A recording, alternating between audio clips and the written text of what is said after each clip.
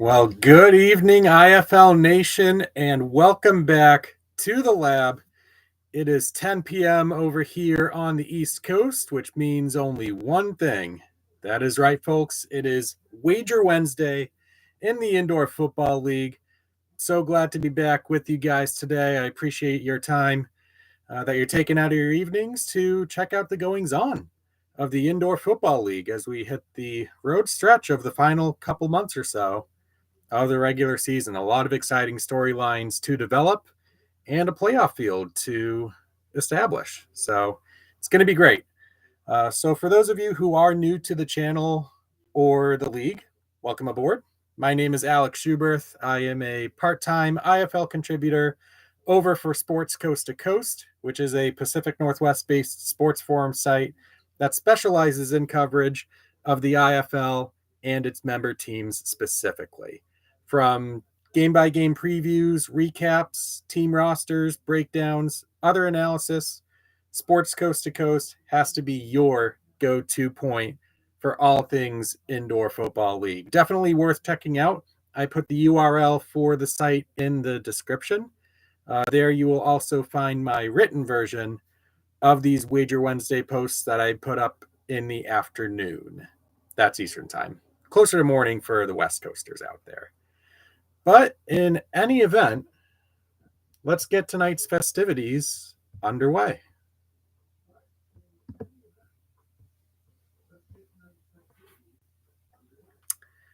Here we go. It is week 13. We have reached the teenage weeks of the Indoor Football League season. We have 7 offerings in the regular season remaining, including this one. And for those of you who have been following this series throughout the year, you know that we've got a lot of ground to make up if we are to get back to even, or in a perfect world, a gain for the season. So let's dive in. So week 12, there were a lot of crazy, chaotic things that happened. We had a bunch of firsts in the Indoor Football League this week, which we'll get to game-by-game details in just a little bit. But the short of it was we had a down week. Just 2 winning slips and a push out of the 7 selections that we made. And again, we're going to get into what exactly made week 12 so special. And we'll go over, of course, as we have for the past few weeks, some team-specific and season trend analysis. Once you do that, we'll dive into week 13. We have another 7-game slate to choose from. The Wranglers and the Barnstormers will get to rest easy this week on the bye. But one thing of note is that all 7 games are on Saturday. We'll have a leadoff game in the afternoon over here on the East Coast, followed by the rest of the card in the evening, ranging from 7 o'clock to 9 o'clock Eastern time kickoffs. And in a bit of an antithesis to this season compared to last, we actually have not had a winning week where we've had more wins than losses in over 2 months. We've had a handful of weeks where we've drawn even, but making up ground has been a lot more of a struggle than we were accustomed to a season ago. So is week 13 the lucky week that our fortunes start to change? We'll find out in due time. We'll make our single game picks, followed up by our 3-leg parlay of the week, which I think a lot of you will like the direction that I took for this week's treble.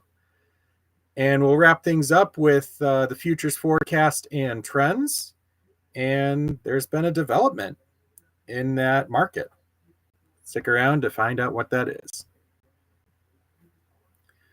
So there it is, our week 12 results. Far too much red for any of our liking.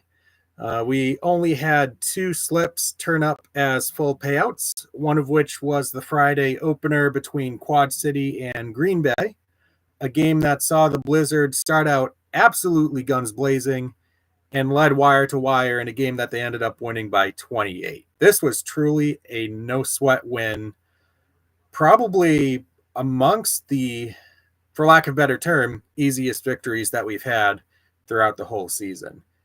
And then Iowa and Sioux Falls played a really entertaining game for us. Iowa had some uncertainties trotting out a new quarterback, but the teams traded punches. They got us to that over figure, with the Barnstormers actually pulling off the upset in that one, 47-45, to keep their hopes alive for that possible spot in the Eastern Conference playoff picture. Our other game, you see that push right there, San Diego and Tulsa. That is significant because that is our first ever push on a Wager Wednesday bet. And ideally, I would not have liked for this to happen. It was 10 minutes left in the game. San Diego was up 21. This one should have absolutely gone to the cashier in full, but Tulsa threw a wrench into it. They got a touchdown, another stop, were gifted another touchdown because of a mindless penalty by San Diego after the whistle. But on the other side of the coin, the Oilers could have kicked the PAT, 1 point, would have put us completely out of money, but nope, they try going for 2, don't get it, and we get a little bit of a bailout there. So at the very least, some cash inflow, which really is among few positives that this week had. And now to go over some of our losses here. Arizona and Jacksonville. I played this at under 92.5, thinking that a new look Sharks offense wasn't going to have as much success as they've had in weeks past. But no, both teams started out absolutely firing. Arizona 35 first half points, Jacksonville 34 first half points. Really doomed that under bet from the beginning. The Rattlers played a much better second half, took care of business, sent the Sharks packing with a 62-41 victory. And then that Massachusetts-Frisco game, guys, it's over. The 0-13 Massachusetts road cover run has come to an end. And in about the only logical way possible, it came by backdoor cover, because of course it did. But that game, really entertaining. Frisco really took that game by the horns in the second half. TJ Edwards really got into a rhythm in his first game back following that arm injury he suffered a month ago. And it is the Fighters emerging from that game with a 52-48 win. Northern Arizona, Vegas. I still stand in disbelief in this one. It is a bet that was for the under at triple digits in a game between two very likely playoff teams. Very much could be a potential playoff preview here. And the second half was all gas, no brakes. Every possession in that second half wound up with points in some way, shape, or form. And it really took everything in that half to make that under bet not go through for us. By the time Vegas tied it up at 50 all with the 2-point conversion late in the game, it was enough to seal the fate. 100 first point was going to be scored somewhere along the way. So the Wranglers, though, impressive showing in Henderson, a place where they've gone and played really well in recent history. 58-52, the final of that one, as the Wranglers move a little bit closer to potentially hosting a playoff game in Prescott Valley. And finally, Duke and Tucson City. We're not going to talk about that. We're going to move on. No, I'm just kidding. But yeah, this game was not pretty at all. We only found out right up at game time that Joey Mancuso was not starting for the Duke City Gladiators. So it was really back to Javen Kilgo and an inefficient turnover-prone offense for Duke City. They were down 20-0 by halftime. But They completely flipped the script in the second half. They shut out Tucson and scored just enough points to get out of there with their first win of the season, 21-20, a game that set a new season low in total combined points after Tulsa and Massachusetts combined for just 45 points the week before. So there is a brief snapshot at our week 12 results. You can see our yearly results by type, and not pretty collectively. We are under 500 in each of the 3 bet types. And we've had some pretty brutal beats throughout the season. Combined with last week's couple backdoor covers, we've now been backdoor covered a total of 8 times on the season. And if you think about it, that really amounts to almost all the difference in our net loss through the season. Favorites haven't really been pulling for us, as has underpicks. It's just been a battle picking our over-unders this year. It's the bet that I've had the least success with so far this season. And then you see our parlay result down below. Second consecutive week where neither of the first 2 legs hit, but the third hits to save face. So, I mean, it's a parlay. You got to get all 3 right, but a couple of straight weeks of 1 out of 3 should only add to the hunger to get us another winning slip in that department. We've got Nick in the chat saying, hey, how are you doing? I'm glad that you could make it on board tonight.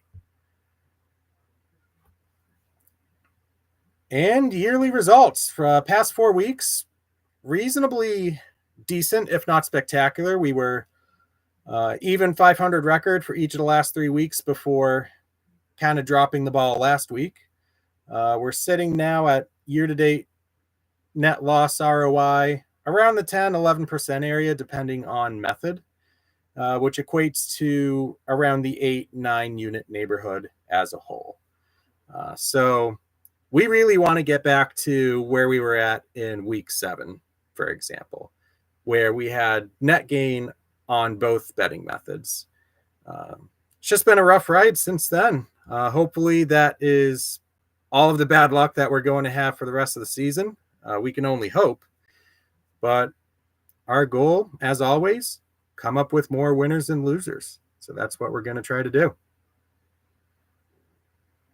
And there's a look at our year-to-date progress, or lack thereof, with net gain/loss by dollars and by ROI. Again, kind of adjusting our preseason goal here. We're at this point in the season. What we're trying to do is we're just trying to get back into the positive. If we can do that, A, that would be amazing. And B, it would qualify as technically a successful campaign. Yearly results by bet type. Stop me if you've heard this one before, but overs and underdogs are ruling the day. They are hitting about 5 every 9 times as a whole on the season. Overs have been particularly hot since week 3. Underdogs on the spread particularly hot since week 8. Where any bettors that have been playing exclusively on those bet types through that time period has seen massive returns. So maybe that's something that we tap into with our variety of selections going forward here. So overs are still really successful, converting about 68% of the time when set at 88.5 or below. And it tapers off more at the 89.5 or above mark. We made light of that last week, tried to take advantage of it a little bit. Obviously, didn't have much success with our over-under picks going just 1 of 3 or 1 of 4 in week 12. San Diego remains the best team against the spread. 8 wins, a loss, and push. Green Bay not far behind them at 8-2. Bay Area rounds out the podium and coming in right behind them at 4, a kind of surprising team, the Iowa Barnstormers. So they might be a team that deserves a little bit more consideration when making picks going forward. Of course, that's once they come out of their bye, starting with next week's series of games. Favorites remain a really good play straight up, at least if you're looking at win-loss percentages. You can see that favorites are winning outright 72.5% of the time. Last week was a little bit rough for them. We had 3 underdogs win, with Duke City, Northern Arizona, and Iowa each logging wins on the road, by the way. And if you bet on all DraftKings eligible games strictly moneyline, you'd be up, but by only 5%, which really speaks volumes about how bookmakers try to balance things out with the odds and the payout potential of those games. So very interesting trends. We've tried really the past few weeks to try to leverage this data available to us. I'm confident that in due time, we'll finally start to reap some benefits of this. And there's a look at our records by team, by bet type. There's a lot of these teams that we're really struggling to put a finger on right now. The Tucson Sugar Skulls I made mention of a couple weeks ago, kind of chinched out with picking against them on the money line a couple weeks ago. Really just to get that win on the board to see one go through. But we have had teams where we've selected reasonably well on their games. You can see a little bit of Eastern Conference bias there with the Pirates, Steam Wheelers, and Storm record, and to a lesser extent, Iowa. But we have picked Rattlers games pretty well this season as well. So another interesting look. Try to get as many insights to drive our picks as we can. Hopefully we will be able to take advantage of that. And now it's time for the usual disclaimers. The odds that I'm going to use are going to come from DraftKings Sportsbook. In any event where games are double-digit point spreads, money lines will not be available on DraftKings. So once lines become available on ESPN Bet, I will update my written posts, which will likely be tomorrow, to include those as well. But we will not be using any ESPN Bet odds or lines. It's going to come exclusively from DraftKings, as we've done it all season long. Again, we're really doing this just for fun. We're not trying to make money. Really what this is an analytical look, kind of a numbers-driven sort of approach to trying to predict these games. There's no such thing as a lock in the sports wagering world, as much as many people, myself included, probably would have told you. But the main thing with gaming/gambling, use your head, play it safe. You're more than welcome to tail my bets if you want, but please do so at your own risk. Set a budget, spend only what you can afford to lose. And if you or a loved one is having any troubles with problem gaming in any way, shape, or form, be assured that there are a lot of resources that you can refer to for help with that subject. Haveagameplan.org is one of many examples of these great resources. So all that being said, it's time to dive into week 13, my friends. And there we have it. Okay. We're starting off with an early game. This will be a standalone 1 o'clock Eastern time kickoff. And what a dandy it is. The Green Bay Blizzard traveling to Massachusetts. These teams suiting up against each other for the first time since the memorable season opener. Green Bay is the favorite here, despite being on the road. 4.5 points. Over-under is set at 91.5. Moneyline Green Bay minus 180. Massachusetts plus 150 on the money line. And there are so many interesting ways that you can look at this game. Green Bay has been absolutely unstoppable since their uncharacteristic loss at Sioux Falls. They've won 4 straight, including 60-plus point victories against Frisco and last week against Quad City, while also fitting in another 54-point effort in a road win against the Iowa Barnstormers. So they have found something really special with that offense, particularly the running game, sending out Max Myler, EJ Burgess, Jalen Cagle. They can just attack you in so many ways, and it creates such a matchup nightmare for really any defense in the IFL. Not to mention that Green Bay's been a covering machine this year. They are 8-2 against the spread. As we said, that is the second best record on the handicap in the league. So Green Bay's for real, people. Been kind of trying to convince people for over 2 months, really since the beginning of the season, if we're being honest. But now we're really starting to see it come to fruition. That said, I can't look at Massachusetts being 4.5-point underdogs at home and taking that seriously. History lesson for you. Since 2022, the Pirates have lost at home just 3 times in that span. Those margins of defeat, 2 points, 1 point, and 1 point. The Pirates have just been an absolute wagon at home, really for all of their franchise history, even going back to the 2 years that they were in the NAL. And for this pick, there is one thing that I must do, and that is represent my hometown Bay State Buccos. We are starting this week with a plus 150 moneyline upset special.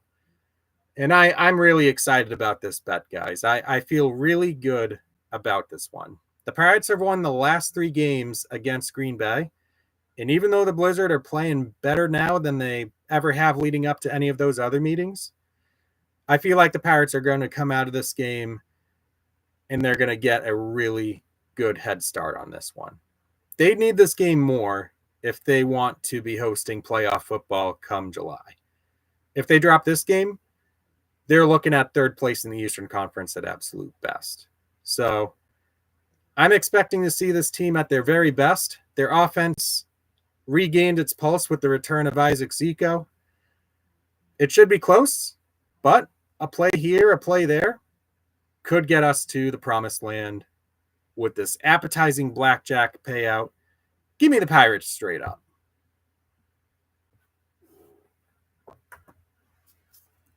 And now we're back to objective, unbiased Alec, taking a look at Tulsa and Jacksonville. Very interesting game. Oilers are the road favorites, laying 3.5, with the over/under set at 87. Tulsa's minus 162, and Jacksonville is plus 136. And these are 2 teams that are absolutely just struggling right now. Tulsa's lost each of their last 5. Jacksonville each of their last 4. This could be another scenario similar to Duke City Tucson last week where somebody's got to win. And in looking at these teams, I actually, for some reason, have more confidence in Jacksonville than Tulsa, at least from the viewpoint of not inflicting as many self-harming errors. You're talking about penalties, costly turnovers, penalties, things of that nature that have just really beset the Oilers and squashed any sort of promising start that they had to this season. You do have to worry a little bit if you're siding with the Sharks about their second half performances in the majority of their games. But you got to be quick to remember, Jacksonville's lone win this season actually came in Tulsa. I view this as a close game. It could easily come down to a field goal at the end of the game.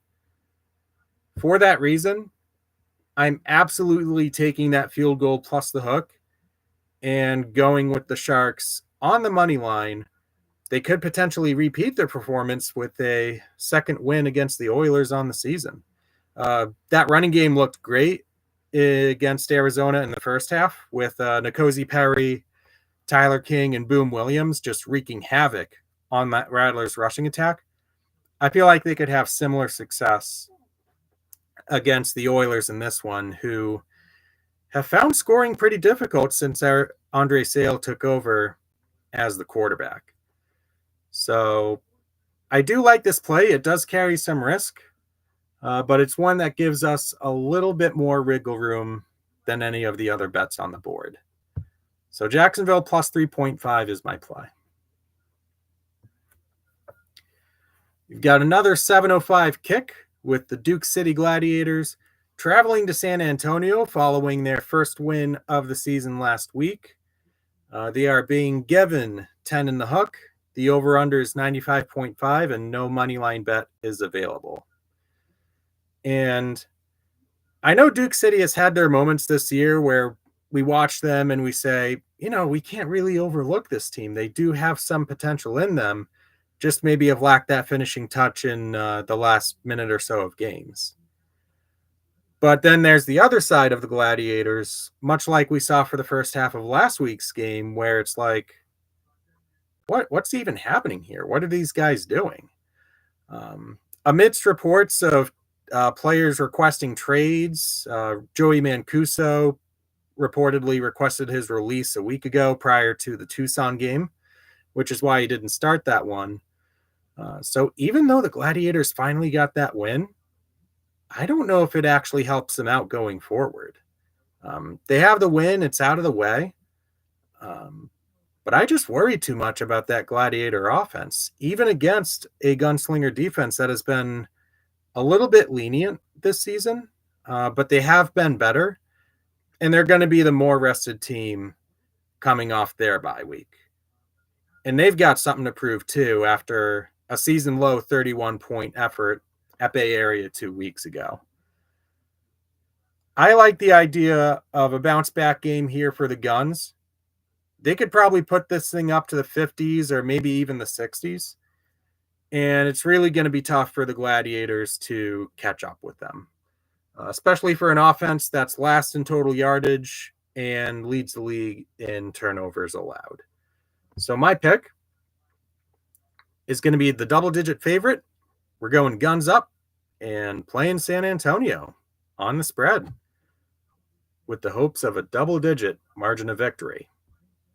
That's obviously greater than 10. Frisco Quad City is our next game. It is also a 7:05 p.m. Eastern kick. The Fighters, off their impressive win against the Pirates last week, travel to the road where they have been set as 11.5-point favorites. The over-under is 101.5, and no money line bet is available. And I'll tell you, for two of the top three teams in the IFL at cashing overs, it should come as absolutely no surprise that the total has been set this high. And it's easily doable, too. These two teams have shown an insanely high ceiling offensively, while also sporting defenses that have at times struggled this season. The Fighters getting TJ Edwards back, and he led the Fighters to 52 points in basically 3 quarters against a Massachusetts defense that is tops of the league in several defensive categories. And the Steamwheelers are looking for a signature win. Currently sitting at 4th place right now in the Eastern Conference. And they're looking for a bounce back after getting absolutely blown away by Green Bay a week ago.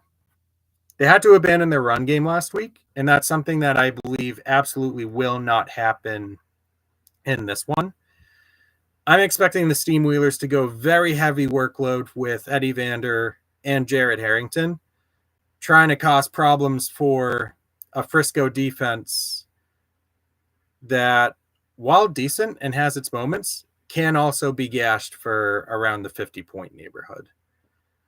This one is going to be really high scoring, and in games like this, it basically comes down to who flinches first. And my pick here is going to be the double-digit underdog playing at home with a lot to prove. If you think back to the last time that these two teams met in April, Quad City was 8 seconds away from covering in Frisco at this number. So going back home with basically the same rosters on both ends, now armed with home turf advantage as well, I think this sets up as a very good cover game for Quad City. I still believe Frisco wins, but it might be a single-digit scoring margin. We'll see what happens. But my play, Quad City plus 11.5. Our 8:05 kick is the Vegas Nighthawks and the Sioux Falls Storm in our only non-conference game of the Week 13 schedule. Despite 2 consecutive losses, Vegas is still made 10.5-point favorites. The over-under is 98.5. No money line bets available. And as much as the offense has had a little bit of uncertainty with Jerome Johnson's injury extent a little bit unknown at this time, really we have to call this for what it is. Vegas's 2 losses have been because of a leaky defense. 51 points allowed at Tucson, 58 allowed at home to Northern Arizona. It is difficult to win ball games when you're giving up that many points. And Sioux Falls, despite the 2-7 record, doesn't figure to offer much reprieve as far as a potential easier matchup. Because since Lorenzo Brown has took over at quarterback, Sioux Falls has averaged 48 a game. If Lorenzo Brown and Bryson Denley and Kentrez Bell are able to keep that average up and get to that point, that could be enough to see this thing through for the Sioux Falls Storm. So again, I'm going to take them on the spread here in a game that I do have genuine belief that they can win if enough goes their way. They're 2-7. The Eastern Conference is still very much open, at least as far as the 4th playoff spot goes. Maybe the 3rd if Massachusetts falters a bit down the stretch. But as these games get increasingly more significant, we're going to start to see some of these teams on the outside looking in starting to play their best football of the season. I think Sioux Falls makes this a competitive game. So again, it's going to be the home team with the double-digit point spread in a game that projects to be very high scoring. 2 9:05 kickoffs. We'll look at the Arizona Rattlers and San Diego Strike Force first. San Diego laying 5.5 with the over-under set at 100 on the dot. Arizona is plus 160 money line and San Diego minus 192. And this is a very interesting matchup, especially if you consider the last time that these two teams met. There was no Dalton Snead for Arizona, and Nate Davis got hurt for the Strike Force in the middle of that game, which could have been almost a blessing in disguise because enter Rudy Johnson, more of a rushing type of quarterback, absolutely blowing the doors off Arizona's rushing defense. They stood no chance at stopping any sort of run attack from the Strike Force. It was a key component of San Diego's 55-45 win back in Glendale in mid-April. And Rudy Johnson figures to get the start again, this time at running back, with Chance Bell placed on injured reserve for the Strike Force. So San Diego required to use a bunch of their weapons in maybe different capacities than what they're used to or maybe would like to see. But these are players that have had success in the past before. And from a team-by-team look, it's Arizona 3-7 against the spread, San Diego 8-1-1 against the spread. And we only have to lay less than a touchdown to do it. Under more normal circumstances, maybe if this game's earlier in the season, I go spread with San Diego. But I'm going to swallow my pride here, and I'm going to go San Diego money line with the hopes of perhaps seeing this one go through. We won't have to worry at all about how much they win by with this bet. So even at this really heightened juice, I feel like this is a really good bet. San Diego's been strong at home this season. I believe their only loss coming against Bay Area at Pechanga Arena. So it should be a good one. A stiff test for Dalton Sneed. And like the score total suggests, it should be highly entertaining. So strap in. I'll play San Diego straight up, and we'll see what kind of game we get. And lastly, the Tucson Sugar Skulls, the bane of my 2024 existence, taking on the Bay Area Panthers, who are near 2-touchdown favorites, laying 13 at home. Over-under is 88.5. No money line bet is available. I was low-key hoping that there'd be a money line pick for this game because I can't pick Tucson games to save my life. I'm 1-8 in those games. But as is the draw here, we have to get a little bit more creative and try to figure out which of these bets is the most profitable. As has been the case with a couple of matchups this week, these teams also met in mid-April, back on April 14th at Tucson, a game that featured 75 points and a 20-minute scoring drought. As you recall, we took the over for that game at 96.5. And that simply is not going to hit if the teams are going to waltz around for 20 minutes, not putting points on the board. I don't foresee that sort of drought happening again, especially with Tucson coming off that loss against Duke City. I feel like Malik Mitchell is going to bounce back in a pretty big way here. It's not going to be a massive breakout game. I think Bay Area's defense is too strong for any sort of like 50, 60-point explosion. But it is a game where I'm expecting Tucson to stay competitive, try to get themselves back into the conversation of maybe stealing a playoff spot, or at the very least playing spoiler. So with this bet, I'm going to take the over at that 88.5 mark that we made mention of in some of the season analysis portion of tonight's segment. This is 27-13 to the over when it's set at 88.5 or below.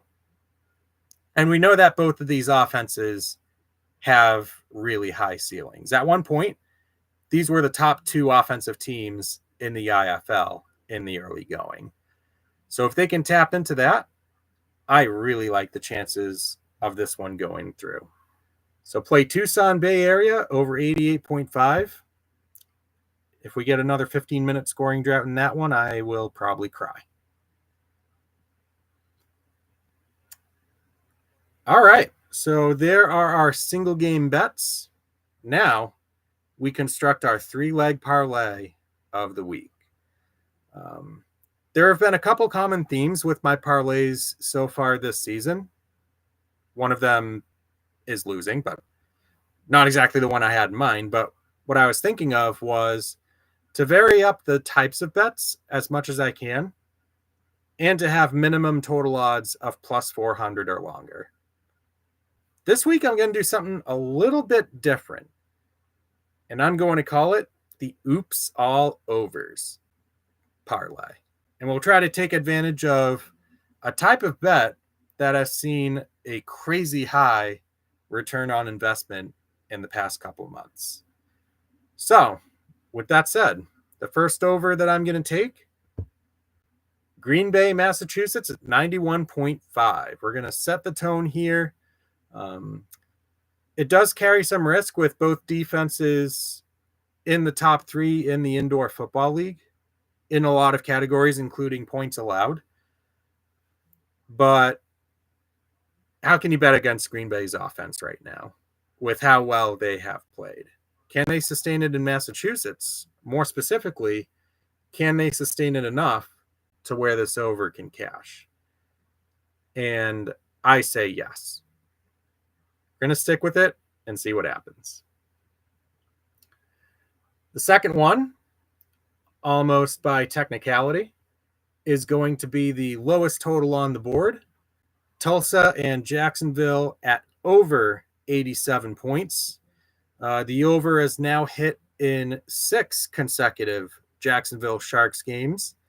And if they're able to establish a running game as they have the past few weeks, this also has a really good chance of cashing.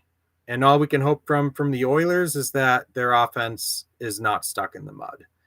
They've made some progress in the past 4 weeks. They've gotten a couple key pieces healthy. So we'll see if they're able to continue that trend. And finally, with Duke City and San Diego, we're going to be taking this over as well.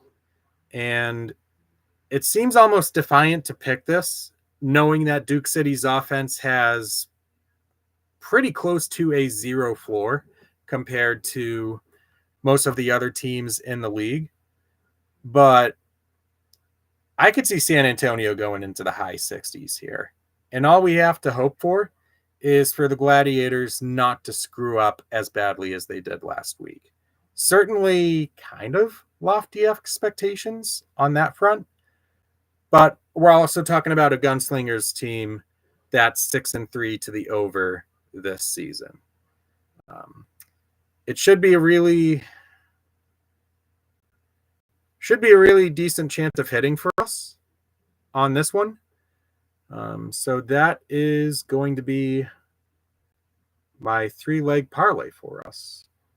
And if I dwindle this down a little bit, throw 10 there. Our $10 could turn into a payout as high as $69.57. It is possible that we could get a lesser payout if our Green Bay, Mass, and Duke City, San Antonio games hit, and Tulsa, Jacksonville winds up at exactly 87 points, which would give us a parlay payout of around $36 if I'm doing my math correctly. But just a small little kind of side note to consider. But as always, we're going to hope for the full payout here. We're taking 3 overs, which overs are hitting at a 55% rate thus far this season. So that's going to be it. We're going Green Bay, Mass over, Tulsa, Jacksonville over, Duke City, San Antonio over for our 3-leg parlay of the week. Trying to go for our second winning combined bet. All right, let's wind things down now with looking at the futures market. IFL championship game.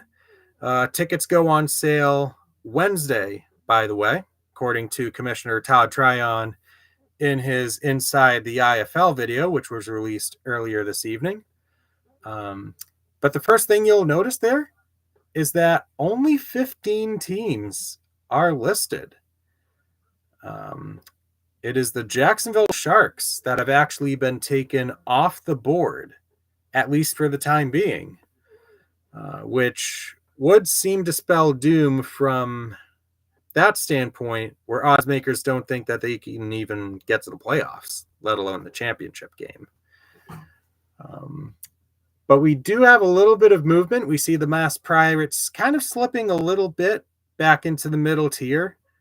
The Wranglers are making a move up. They are now 11-1 to win it all. Would be their second championship in 3 years if they are able to hoist the hardware in Henderson.